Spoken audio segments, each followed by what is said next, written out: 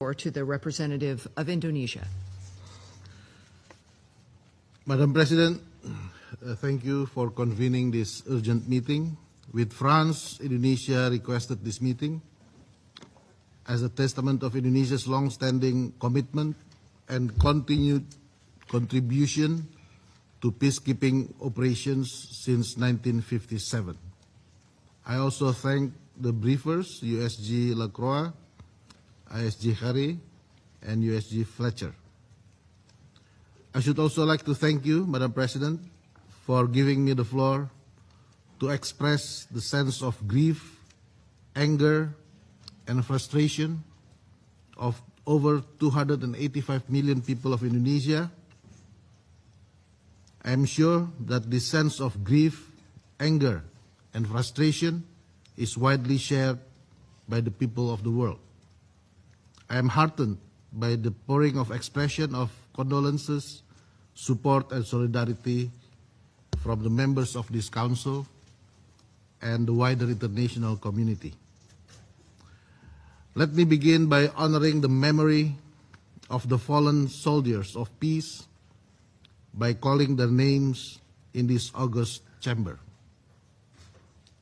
Zulmi Aditya Iskandar, Major, Infantry, 33 years young.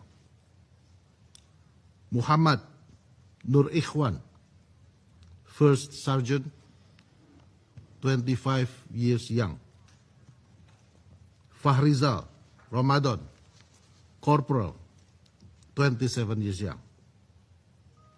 Corporal Fahrizal lost his life serving his duty in our post in Ashid Al-Quzair. Major Zulmi and First Sergeant Muhammad lost their lives in the attack to their convoy, providing logistical supports in Bani Hayan. We cannot accept these killings of peacekeepers. This is a grave loss to Indonesia. This is also a grave loss to all of us, to the United Nations, to this Council, and to every community that looks to peacekeepers as symbols of hope and peace. Further, the attacks injured 5 other peacekeepers: Captain Sultan Wiryan Maulana, Corporal Riko Pramudia, Corporal Arif Kurniawan, Corporal Bayu Prakoso, Cadet Private Denny Rianto. These peacekeepers fell and wounded while carrying out a mandate entrusted to them by this very Council. Indonesia condemns in the strongest terms these heinous attacks against those peacekeepers serving with the UNIFIL on the 29th and 30th of March 2026.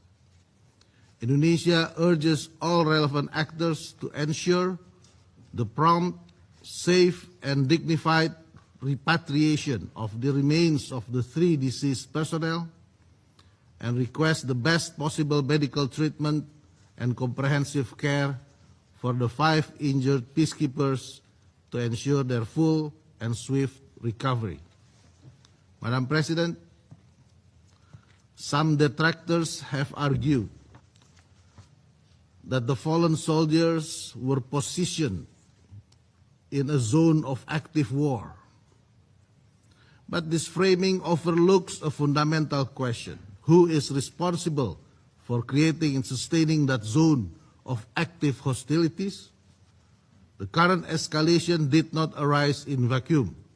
It stems from repeated incursions by the Israeli military into the territory of Lebanon.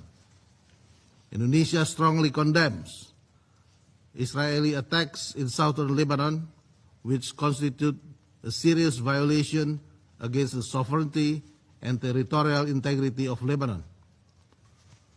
Indonesia continues to stand in solidarity with the government and the people of Lebanon. As hostilities in southern Lebanon escalates, attacks against UNIFIL peacekeepers have also increased in recent weeks. These repeated attacks are not mere incidents, but deliberate assaults aimed at undermining the UNIFIL and deterring its ability to fulfill the mandate of Resolution 1701. These attacks also represent a direct threat to international peace and security and may constitute war crimes under international law.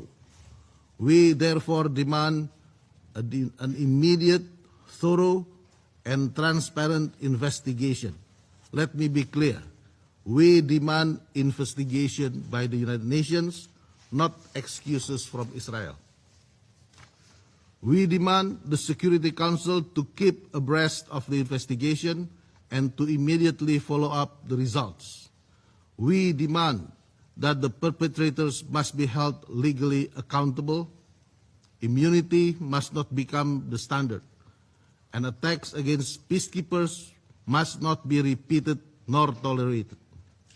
We also demand a firm guarantee from all parties involved, including Israel, to uphold their obligations under international law, to immediately cease attacks and aggressive behavior that endanger UN personnel and property, and to refrain from any action that further escalates the hostilities. Madam President, the safety and security of peacekeepers must remain and continue to be our utmost priority. Amid escalating hostilities, the Council and the Secretary General must immediately implement emergency measures to ensure the full protection of UNIFIL personnel and assets. This includes review of security arrangement protocols and activation of contingency and evacuation plans commensurate to the developments on the ground. We must leverage all political and diplomatic means to de-escalate this situation. The Security Council must reaffirm the foundational principles that guarantee the safety and security of UN peacekeepers. It is imperative for the Council and the wider international community to take immediate and decisive action to protect those who protect peace.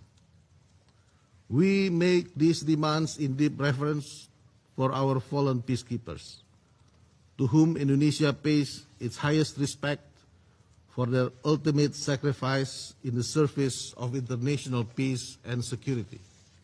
To this end, Indonesia remains committed to contribute to the maintenance of peace and security as our constitutional mandated.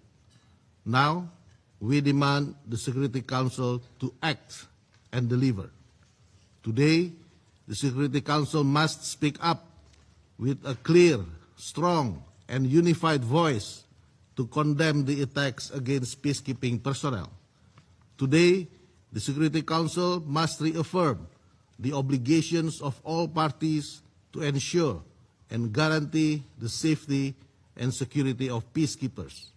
Today, the Security Council must take decisive action to prevent future hostilities and attacks